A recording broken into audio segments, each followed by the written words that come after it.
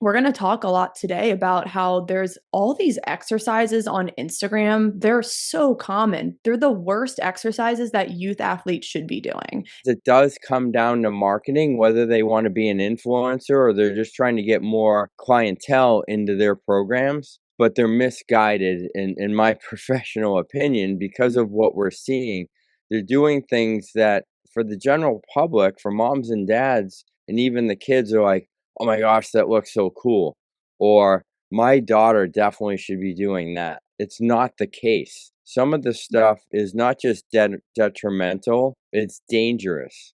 It looked like maybe a 20-inch box. Barely get up, had him land on one leg, and he had eversion in his ankle, valgus knee. Knee was also shifted so far forward, he had no hip involvement in it at all. While this is being done, there's a coach sitting down, arms crossed, saying, good.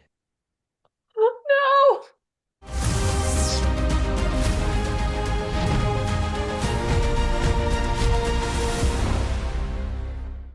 So, Dave, how was your Sunday? It was great. And it was funny because I just mentioned this to you, but people that are like, yeah, I think I want to coach kids. I'd love to coach young. So, like, do you want to be a coach or do you want to be an influencer? So, like, Erica's been here before too, right? But like, I was up at 5 in the morning on a Sunday to take an Amtrak train in New York City to work with a club soccer team in Queens, New York. Worked with 8 teams. Got back to the hotel in Manhattan at about 10 at night.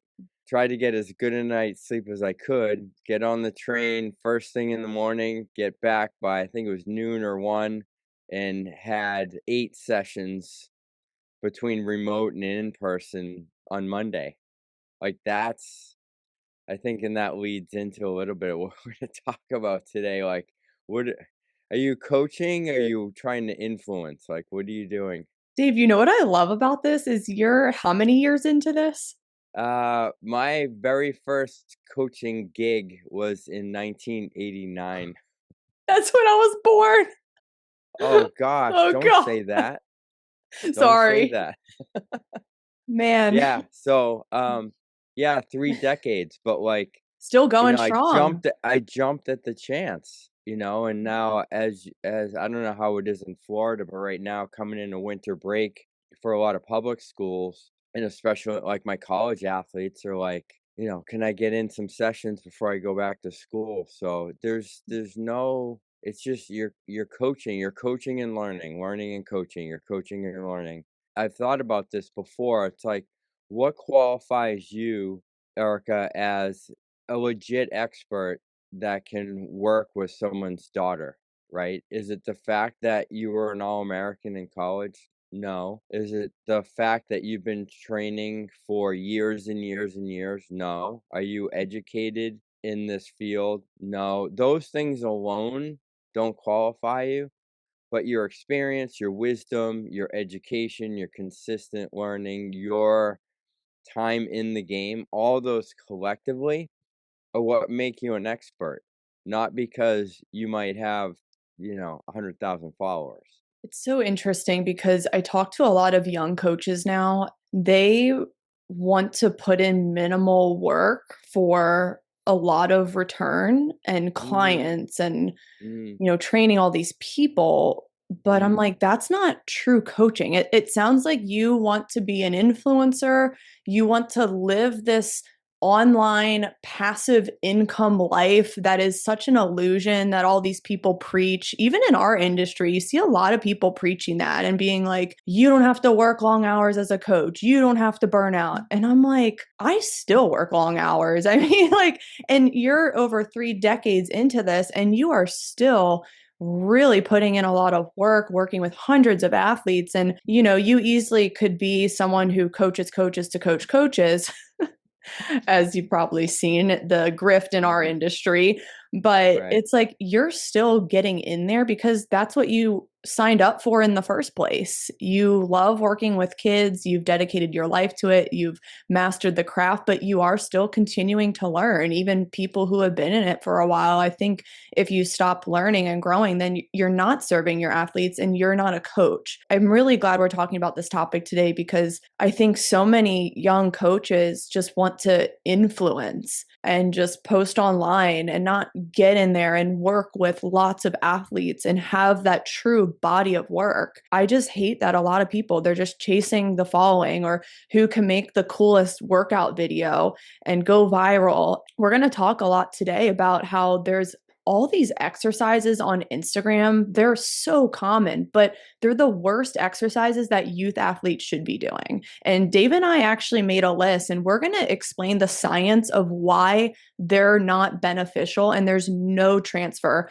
to sport, to speed, to agility, and also how they can hinder your daughter and cause more injury risk. And I think I told you I got a DM from a mom and her daughter just tore her ACL at age 14. And the mom was like, should we stay with her strength coach? He wants to do her return to play. And I was like, well, return to play is a very special craft. You can really mess that up. So, like, I looked at the guy's account and he's not a return to play guy. And he has no business training youth athletes. Like, I hate to say it, but I looked at the workout she was doing, and these are in some of the list I have today, but she was doing all these crazy jumps and hops, and her landings were unbalanced. Her knee was caving in and wobbling. And she also was attached to resistance bands while doing hurdle hops, and her knees were still caving in. And I just couldn't help but ask, what is the darn purpose of this?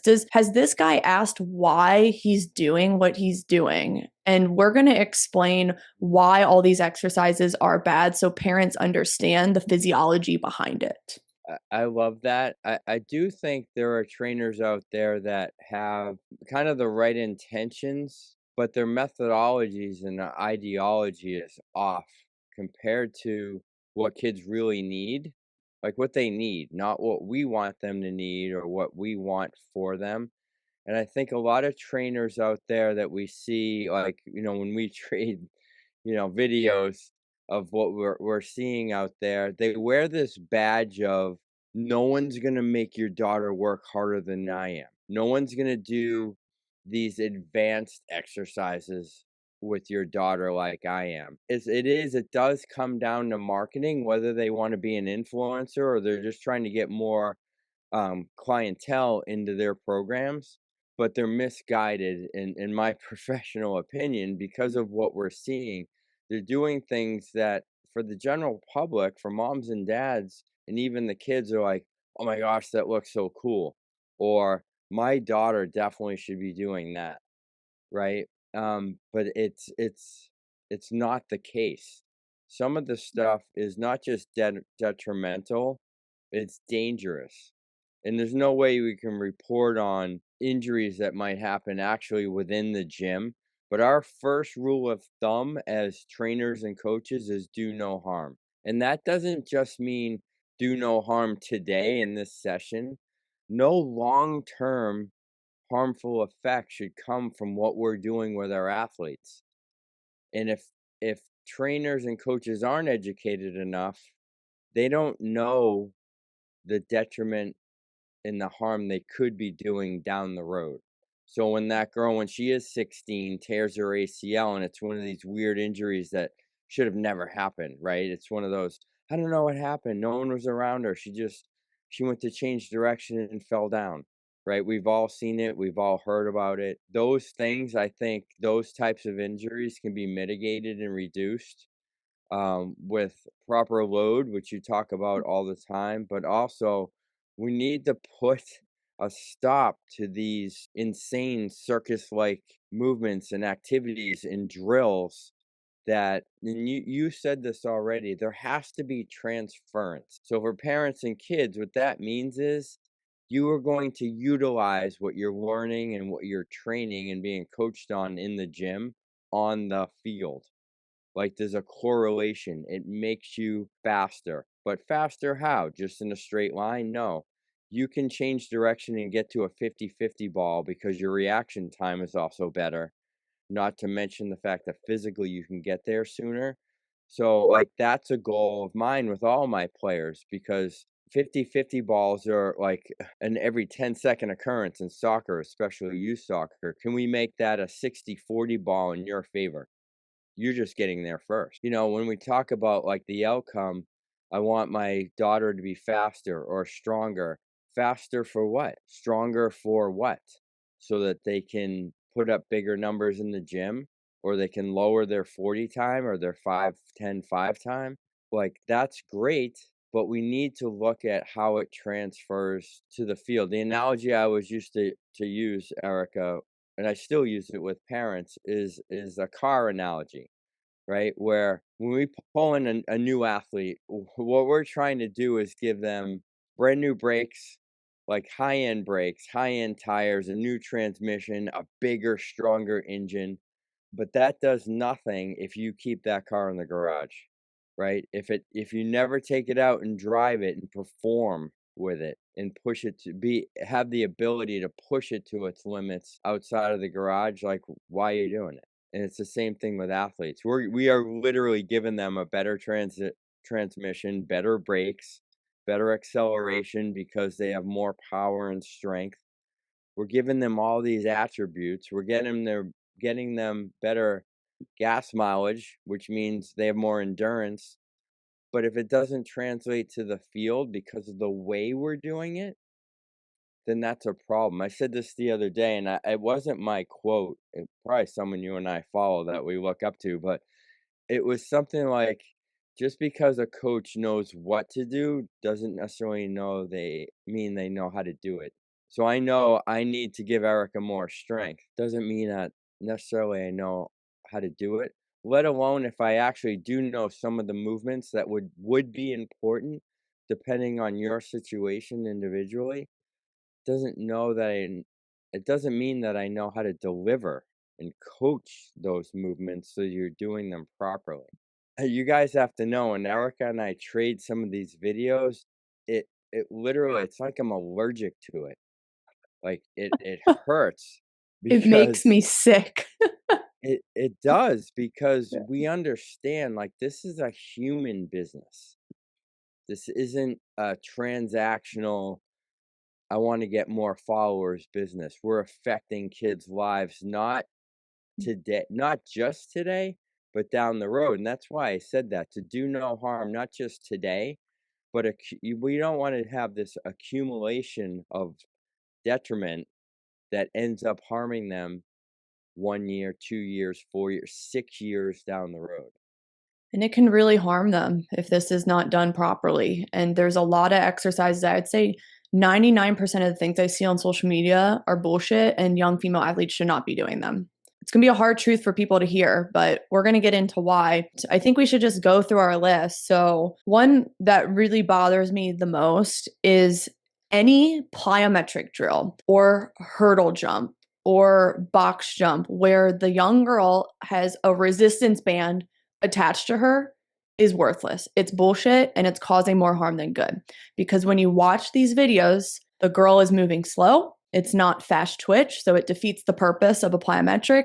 And then if it's more of a braking drill, working on landing skills, she's off balance on the landings. I see it in every single video. The band causes more of a challenge, but not in a good way. There's a time and place for resistance bands with other adaptations we want, but for working on braking skills, on jumping and landings, not needed at those younger ages. You're better off working on basic bilateral leaps and hops, then moving on to unilateral, single legs and balance on flat ground first before you start to add a hurdle or a box jump. I am so picky with plyometrics, Dave.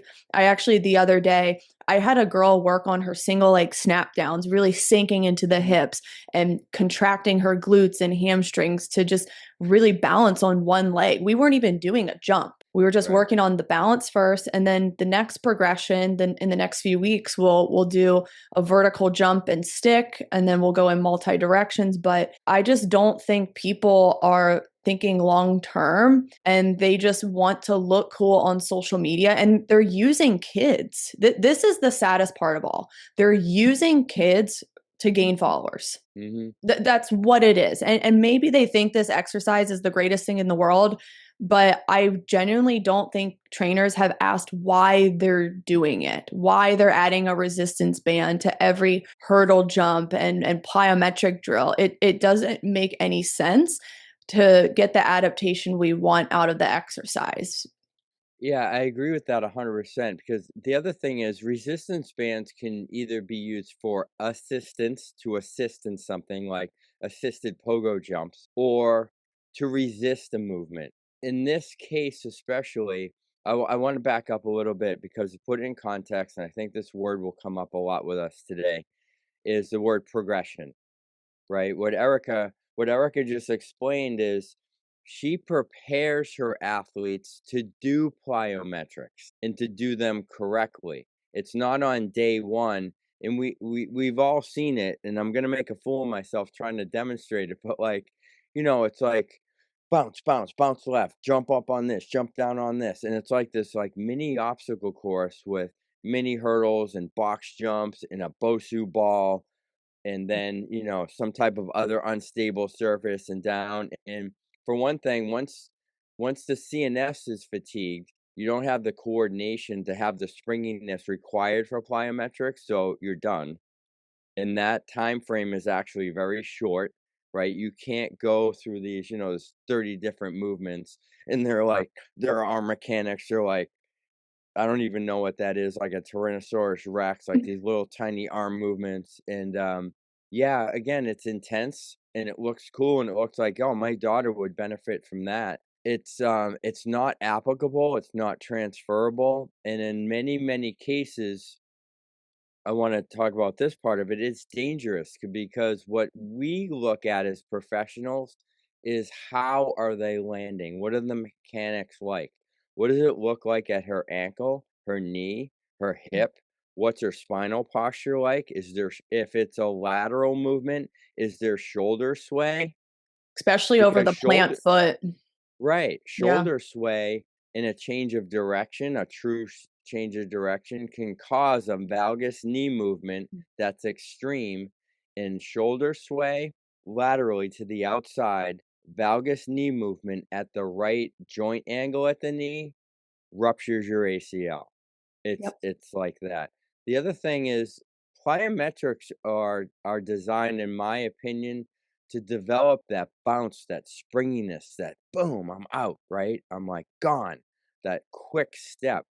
The other problem I have, and this was on my list, are people saying footballers need to do these three plyometrics. And the first two aren't even plyos. They I might know. even be a good like baseline movement to work up to plyos, but it's like a depth jump landing on one foot. A plyometric exercise, you guys, it has to be a foot contact and then you're off the ground. And if we were to measure plyos, which we can do with force plates and stuff, what we're looking for is not to get too technical, is as little amount of time on the ground as possible. So when Erica was like, "Yep, I'll have them snap downs on one leg," and they have to be able to nail that first before we even leave the ground. That's not a plyo yet, but it's the precursor to it. We have to Erica's clients and mine, they have to demonstrate they can absorb those forces and be ready for the next move, right? Because a plyo is really a move and a counter move like that. And the other part of plyos is it's again, it's the volume, right? If done well, it's super intense. It's a lot of fatigue for the body, not just tendons and ligaments and muscle tissue, but the central nervous system. It's very central nervous system driven, and that gets fatigued. So it's like we're gonna do plyos, and then we're gonna like run a 200. You know, what I mean? It's just like Yeah. it's you can hear when Erica talks about it and myself, we get really fired up because it's not it can be very harmful.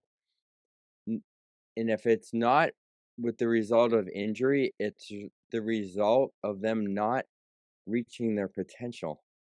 It's actually holding them back. Yep. And It's slowing down in actually holding them speed. back.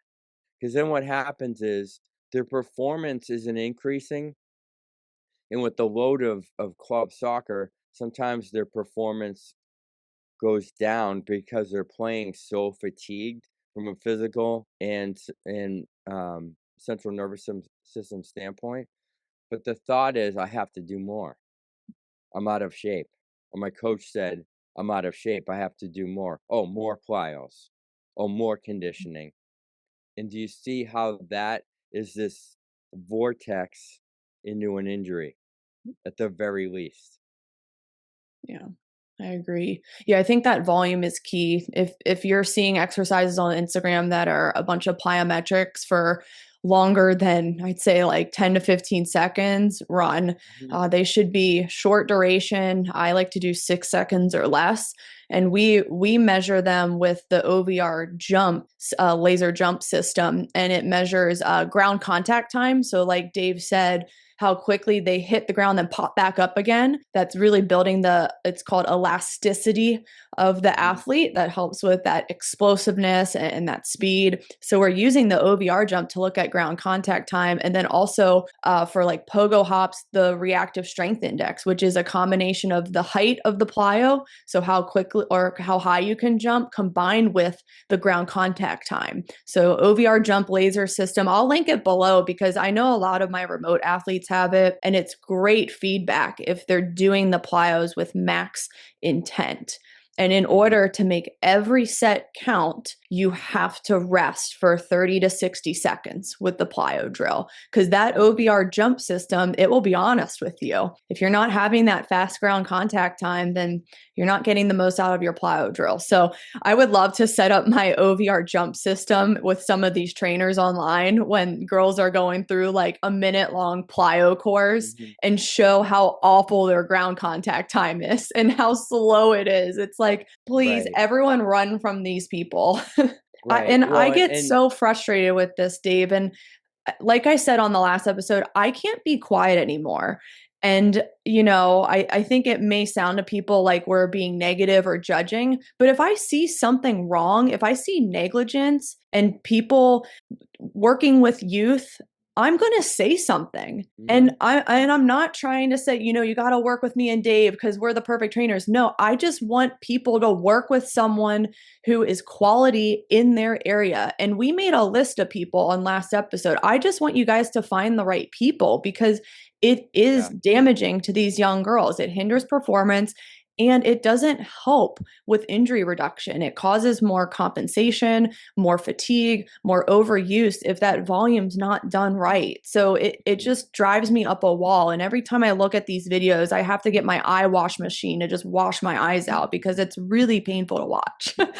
It is. I wanna put this in context for people a little bit. I think it maybe it's answering an next question or comment, but I think it warrants an explanation a little bit because people who don't know me or know you might be like, "Well, they just want more clients. That's why We they're got chirping enough, it." trust me. We got enough. My dance card is full. Yeah. Like, I Yep. I just put a post on, and I have a wait list. I'm gonna Mhm. take some short-term people over winter break, but they're gonna have to do it in a group, and it's gonna be like, "These are my times, take it or leave it."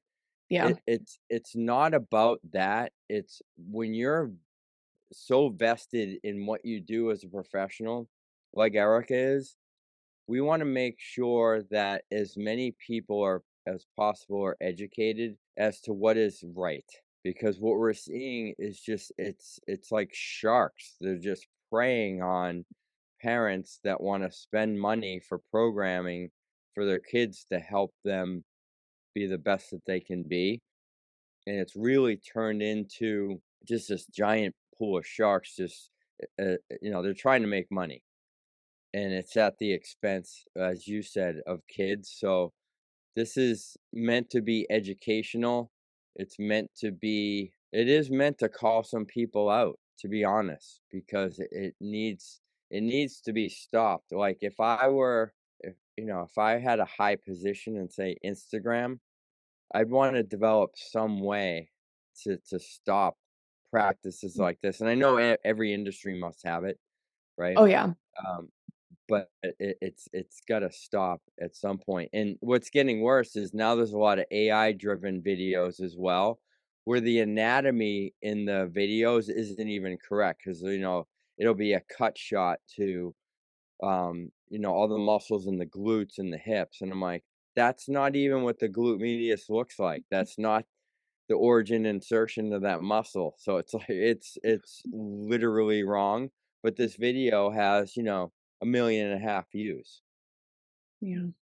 Ugh, it's so sad. And yeah, I'm sure it's like this in every industry. And I actually want to give an analogy with this. It's as bad as seeing a friend go to a snake oil doctor and be sold all these supplements and quick fixes, and they only get worse.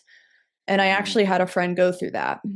She mhm, saw some sort of natural, holistic witch doctor type thing, and they put her on like 30 supplements, and her health kept declining and it wasn't mhm, working. And I had to say something to her. I was like, "Hey, this is not right. There's no research behind these supplements. They could cause more harm than good. And just because it's natural doesn't mean it's right. So you have to be mhm, really careful with what you follow in every industry. I mean, it's really terrifying, but Dave and I have worked with youth for so long, and we've just gotten to a point where we're happy with the clients we work with, the parents and athletes that we have, and we trust me, we don't really need more people. We were just talking off air how we're really exhausted with the week we've had, but if you can find someone in your area who has dedicated their lives to working with youth, has worked with hundreds of athletes, looks at the research, is mastering the basics and taking your kid through that long term development process and not just trying to look cool and use your kid for clicks, then you found the right person. And I actually had a dad the other day, Dave, say to me, this was a new athlete that came on. He said, we've been looking a lot in the Tampa area, and every facility we've walked into was he said he used the word snake oil. mm, And I was like, "What do you mean by that?" And he goes, I see right through all this hype with the ladder drills and just tippity tapping your feet, but it seems like no one in Tampa truly teaches sprint mechanics and truly works on high quality plyos. And that kind of leads me to my next exercise that everyone sees on social media but is useless for speed development is ladders promoted as speed development. And just like this dad said, it's not moving the needle with speed. It is really just creating tap dancers. And it looks mhm, cool, it looks intense, but speed is about stride rate and stride length and fast ground mhm, contact time. And doing quality plyos is more of a bigger impact in speed than even sprint mechanics drills. Yes, we do sprint mechanics, but if you don't have a fast ground contact time with working on your pogo hops and measuring your ground contact, then it's going to be really hard to improve your speed. So I thought mhm, that was interesting that he said that. He's like, "Yeah, you're the only one who like actually understands how to build speed, and you don't just do mhm. the fancy stuff that we see that doesn't even work." Yeah, I agree with that 100%, and I thought we were getting past that because I saw a lot of, like, make fun of it meme videos in the football world, the American football world, where, like, guys would pretend to go out for a pass on the field, but they would do all these, like, tippy toe moves, like there's an imaginary ladder there, and you can see, like, how silly it is. And then the Um, guy just gets the ball stolen from him yeah. or he gets tackled. So, do and I look at it, I always look at stuff like, is there a place for it? Yes, there's a place for ladders. It's not what Erica just said. It's not, okay, we're gonna do ladder work for 20 minutes. Ladders, I use ladders. I used them over the weekend with the club teams. Here's what I used it for over the weekend, an assessment tool. I wanted to see them go through it laterally, nothing super fancy, because I want to see how they load the outside leg. Mm. So step, step, boom, step, step, boom, step, step, load that outside leg. It's a way for me in a small space to get in anywhere from, like, I have short ladders. I think there's only, 10 rungs in it or whatever. And then I have longer ones, but say it's 10, 15 feet, if that, I get to see 10 different changes of direction, right? And then to what we just talked about, I may, and I got this from Lee Taft, I won't take credit from it because we all learn from each other. I'll use a resistance band to pull them back in different vectors so that they have to load that outside foot a little bit differently.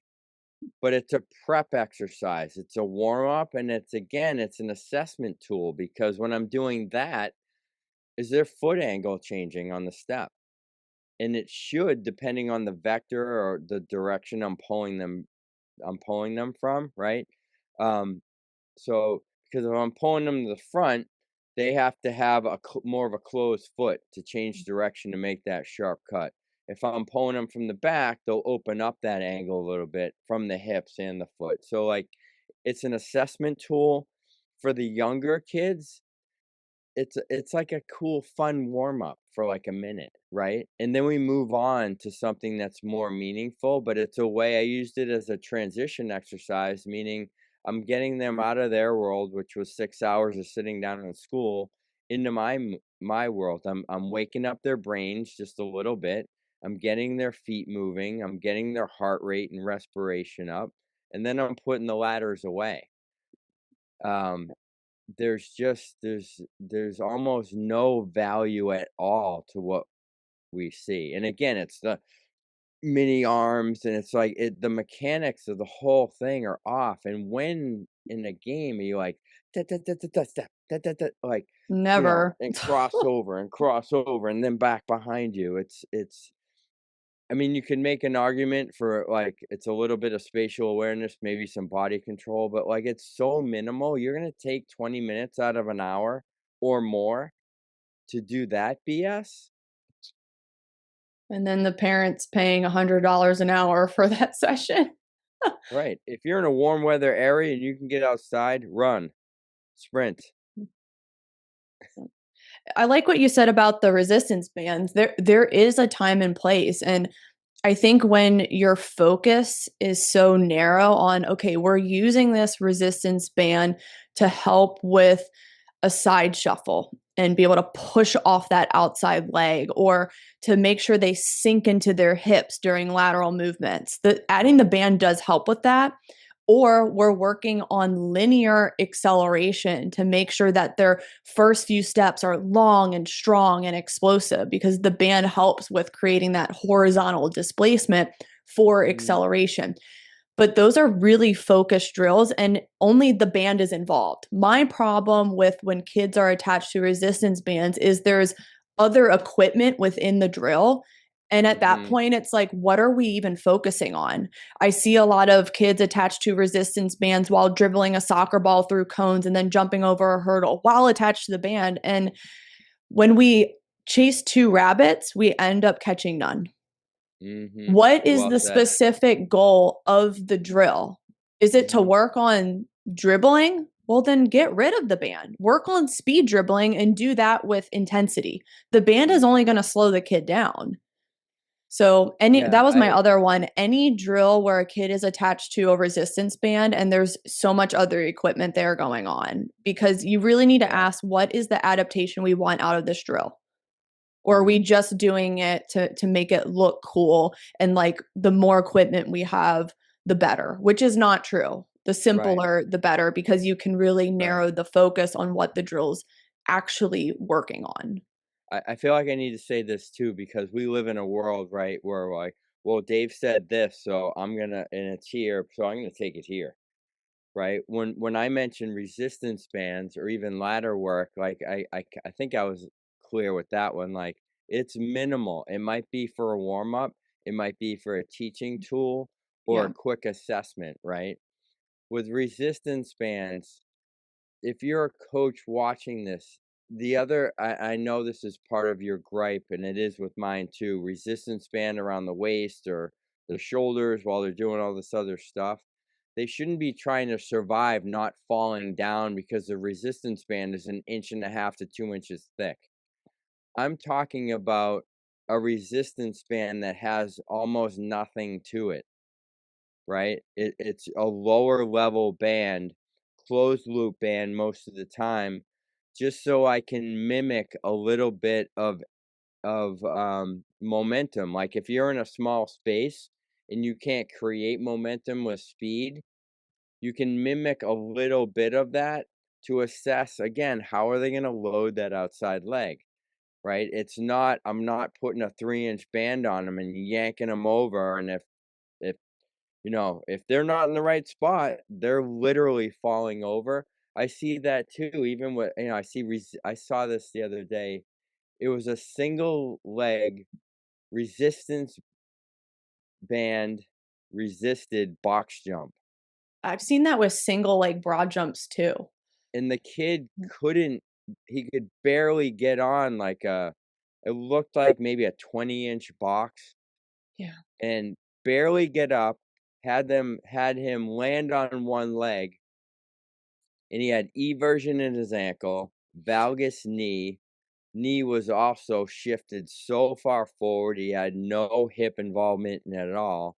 Was And his when he got trunk up falling there, forward? yeah, Trunk falling yes, and forward? he was Yeah. like, Yeah. and then this is this might lead into one or the other on your list. While this is being done, there's a coach sitting down, arms crossed, saying, "Good." Oh, no! Like, just saying, "Yeah, good, good." Make it stop.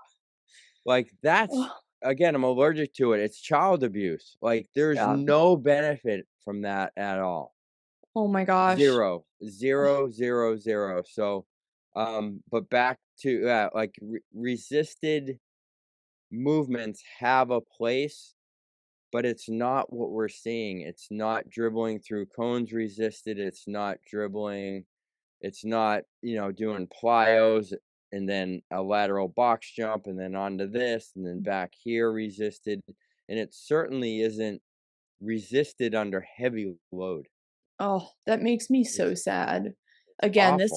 this is why we're having this discussion because it is so sickening to hear that there is a coach sitting down while a kid is completely losing control of his Mhm. landing mechanics and collapsing forward and knee is wobbling and risking injury even more and causing bad movement patterns. It makes me so sick that parents are paying for this. Like, that's the worst Yeah. part of all, is they are gladly giving these people their money, not fully researching and understanding if this is quality training. And that I Mhm. think, Dave, the plyometrics is the biggest one for me with what I see with the landing mechanics. I always see people on social media taking kids through these drills and they're falling forward. They're not sticking a crisp landing and holding it for a solid Right. 3 seconds. They're not sinking into their hips, flexing that knee a little bit, stacking the shoulders on top of the feet and keeping good posture. Mhm. It's just not that, and I have yet to see a quality deceleration, jump and land drill on social media. I haven't seen one yet, and it comes back to the influencer versus coach thing. An Right. You know influencer is why? just You know why? I'm sorry to cut you off. It's because you and I are not gonna take the time to video one of our kids God. practicing that specific landing Yeah, because, I mean, we could and say, "Hey, practicing landing skills today. This is what it should look like." But, like, you're not seeing any coaches do that, really. Why? Because it doesn't get a ton of views, yeah. Or right? they're And too and we're busy I'm just too coaching. busy to do it. Yeah. Like, I hardly have my phone out during sessions. I'll well, take that's the video. other thing. I'm not Yeah, videotaping during my sessions, I'm yeah, coaching. exactly. Yep. The only time I will record a video is when someone finally got an exercise after several months of doing it, but not while we're learning and coaching the movement and in the moment. Like if Mhm. it's the first day of doing a single leg broad jump, we're working on single leg broad jump. We are not recording. Like we're Right, making right. sure you're nailing that down first. But Mhm. Yeah, it's sad. And I had the Orlando Pride strength coach on last week, Christy, and she said something so amazing. She was like, the best coaches aren't posting their athletes every single day because they're just doing very basic stuff that isn't going to go viral. You don't need to post it. They're just busy coaching the basics and making sure their athletes are developing good movement patterns. And I was like, that's so crazy. And even at the Orlando Pride, they're Mhm. teaching snap downs, deceleration. These are pros and they're working on these basic movements. They're doing single leg RDLs, they're doing front squats, they're doing just your basic dumbbell row, perfect push-ups, pull-ups. It's so mind-blowing to me that young Mhm. kids are doing wilder things than pro athletes. Right. Right. Yeah, that And says it parents all. think their kid will go pro doing wild things. Yeah, I've said this before. If your kid, first of all, there's no guarantee that anything they do is gonna help them go pro. There's a lot that has to happen. Yeah. That's a whole nother podcast. But the other thing is, like, I've said this before, if you wanna go pro and you're 11, then train like a kid, Yeah. right? Mhm. The pros are doing the pro things because they're pros. You should be doing kid things because you're a kid, right? I want people to not misunderstand the word basic or foundational. Don't equate that with easy Oh, it's not. or a lack of hard work. Basic, I think, it's like it sounds like a four-letter word in terms of like what parents would want for their kids or what their kids want. It's basic gets it done. Basic is what gets them to the next step, and then the next step, and then the next step, and then the next step. What you're seeing causes an early plateau. And I'll just say from my professional opinion of training thousands of kids, it's guaranteed they will plateau at some point and not reach their ultimate potential. I guarantee it. Guarantee it. So basic isn't easy. Um, basic is not basic gets it done, right? Foundational. Like most kids don't have the foundational coordination to do what we're seeing on Instagram or on TikTok. They don't have it yet, and nor should they, right? But to your point, do you think anyone at the Orlando Pride or any of the pro strength coaches that we know would do any of this stuff with their pro athletes? Hell no. No. Why? The risk, there's no reason for it, first of all. You can't make an argument for how it would help. But just by looking at it as a professional, Eric and I are like, risk first reward. Like before we break down the physiology, the mechanics, like all the stuff we break down, nope. You just look at it and go, not worth it. Not worth Exactly. it. Another one that I can't stand it is this is one of mine. It's box jumps. And not just the ones where it's like 40-inch box jump and their hips are actually moving about 20 inches. They just have a lot of Yep. flexibility and they can basically eat their knees when they land on the top of that box. It's not just that, it's these you have 2 plyo boxes and you've gotta jump in the air and rotate and land in a split Oh stance my gosh, on what? top of those. No, you haven't seen that one I yet? have not seen that. Oh, I'm So, glad. you haven't even seen it yet. So when I tell you the landings were a little bit less than to be desired, like, they're literally just trying not to fall off when they land. And then it's a jump back down, and sometimes I've seen this, they've gotta jump off of 1 foot and land in that split stance on plyo boxes, and then back down, back up, back down, back up, back down.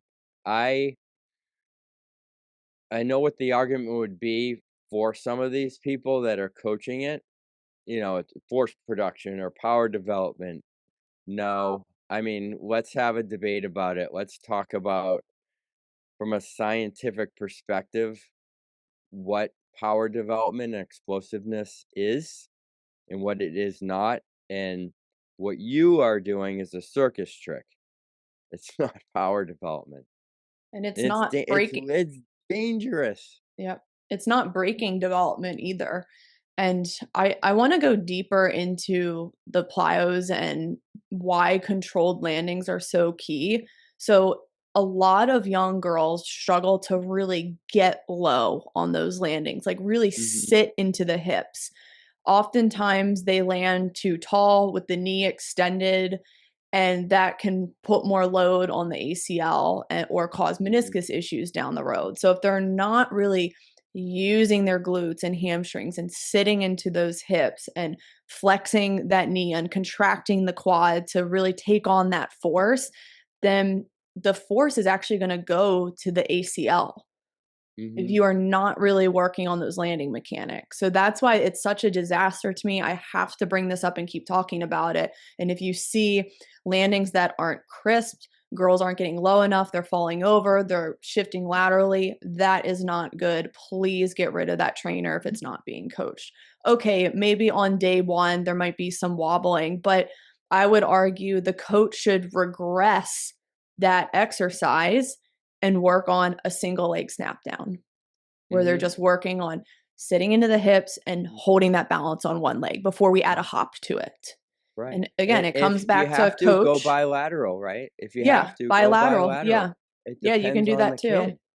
And Yep. that's another important word, is depends, right? Should I do this with my athlete? Depends. Should my athlete do this? Depends. I haven't met her.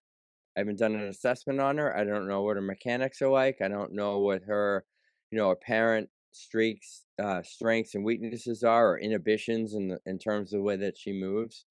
I love that you just said that. From my point of view, even if it's something like basketball, like someone has a great your vertical jump or your jump or movement is as good as the landing is, because there's another play, right? You have to jump, land, jump again, jump, land, sprint, sprint, stop, sprint. And I think this analogy might work with people. I always use the word like springy. We're trying to be springy and Mhm. bouncy, right? So if you have a coiled spring, like the old shocks in cars, it's just like giant spiraled coil. Like that's what we want the body to do, right? Imagine if only two sections of that coil were doing this right in your knee, because nothing else, everything else is stiff, right? You would think that that part of that coiled spring is going to wear out at some point, because the rest of it's not doing anything. It's just kind of there, right? So we need that whole spring. There's mechanics there. There's kinetic energy. There's energy that's absorbed, stored, and then boom, it's out. And I also look at the feet, right? If their feet, I know you do a lot of things barefoot too. If their Yep. feet, we have 26 some odd bones and 32 or 33 joints in our feet for a reason. If their feet are not operating optimally, everything up the chain is dysfunctional. Oh yeah. Everything. So, like, shoes on, just diving into these plyos with bad mechanics and bad landings is awful. And I love that, Erica, you said this, and I'll let you finish your point. It's okay to regress. It's not a punishment if you're doing a drill and, like you said, "Oh, this didn't look great." Okay, great job, Erica. This time I'm gonna have you do it differently. An athlete doesn't know you're regressing, you're just doing it different, right? And you pull it back, you regress as far as you have to with any individual athlete to get to their base level where it's correct, and then you build it back up. You don't just start here, and if it looks like shit, you just keep going, hoping that it changes by osmosis. I mean, blunt, but True. You have to back up and make sure that they're ready for this. They're not ready for this. They're not ready for this. Let's go here. Not really ready, almost. Let's go here. Let's go. Super simple. And also let them feel successful. You don't think an athlete that's doing these circus acts, you think they feel successful? Even if the coach is sitting there, sitting down, good, good, great job. You're elite. You're going someplace, kid. They know they did it like crap. They know it didn't feel good. Their central nervous system knows that was not a good movement. Their central nervous system knows it wasn't a great landing. So let them feel what's right. Let them experience what's right. Let them experience success. And then, yeah, progress as quickly as you can. But that's dependent on them, not your program or not what looks good on Instagram. So I love that you laid that out the way you did, and you mentioned, "Let's take a step back." That's not a punishment, it's appropriate. You mentioned the word elite, and a lot of these exercises are not elite, what you see on Yeah, social media. Elite is mastering the basics. And like Dave said, the basics are actually hard. When you have to learn a single leg RDL as a 13-year-old girl, yeah, it's a foundational exercise for hamstring strength and balance, but it's not easy to get down. And you nope, might be hanging out at, a certain weight for several weeks until you can progress to holding a 40-pound dumbbell and doing it. And I've mhm, had girls who put in the work and now they're single leg RDLing above a 50-pound dumbbell. That's elite. That is some mhm, serious hamstring strength. I have yep, girls who have mastered pull ups. We do them every time they come in, whether they come in 1 day a week, 2 days a week, 3 days a week. We do pull up every time they come in. We nail it down. We do different variations, paused, eccentrics, different grips. And I would say half of the girls in my gym now can do them unassisted with no bands. And I have girls that's in the so next awesome. few months here, they're going to put a weight belt on and they're going to add weight to their pull ups. Mhm, And that's awesome. I told them, there are girls, I know the strength coach at UNC and a lot of other D1 programs. There are girls at these D1 levels doing pull ups with 45 pounds attached to them. Very basic exercise, but very hard to do a pull up weighted. That's Mm, elite. mhm, Elite is not doing BS circuits, going through hurdles attached to a resistance band, and kind of just being all over the place and random with your exercises. You're just kind of working out. You're not training and progressing. That's mhm, the difference. And training and progression involves true coaching and someone who makes sure you get down the movement, they dose it properly with the right sets and reps, and they prescribe the right load for you. mhm. That's elite. And if athletes can stick with programs like that, they're going to make it very far because that's what I they're doing at agree. the highest level. I agree because it's about our job is to help you perform on the field, not perform in the gym. Like, you being able to do these, even if it was with great form, these circus act exercises, again, there's no transference, and, like, I don't need you to do that. I need you to come back in on Monday or Tuesday after a Saturday game and say, "I flipping dominated. I felt so fast. I felt so quick. I went into 50-50 balls, and I just won every one. I felt so strong." That's why we're doing what we do. You sparked another, it's kind of an exercise, and we didn't mention this in the list that we gave each other. Adding instability to an already unstable person. Oh What gosh. I mean by that is because you were talking about single leg RDLs, right? So now I'll see this, it's dumbbells, they're loaded, and I'd be willing to bet they can't do it well, body weight even, if not just under a little bit of external load, but now they're on a Bosu ball, they're on balance discs, they're on balance disc plus a bar with uneven weight on each side, and it's just like, why are you adding instability to a young athlete that most young athletes are unstable still? Unless they've done dynamic and static balance work, they're unstable already. Yep, I agree. Yeah, every girl I've taught a single leg RDL to on the first day, they're like, "Oh, the balance on this is really hard." Mhm. And I go, "Yes, it's a very technical exercise. It's probably one of the harder ones you'll do, but if you can get it down, you'll have insane balance, insane hamstring and glute strength, and better yet, if you go off to college and see your strength coach, they're going to be so happy you know how to do a single leg RDL because college strength coaches hate when people come in and don't know how to do it because when the whole group is there, a team of 28 girls, it is so hard to teach that to a freshman coming in who has no clue how to do it. It's like literally the worst thing ever. So I always tell my girls, if you want to impress your college strength coach, you really need to get down the single leg RDL and go in lifting heavy on this. Yep, 100%, So 100%. it's more than just the exercise. It's about college and the mental side of it.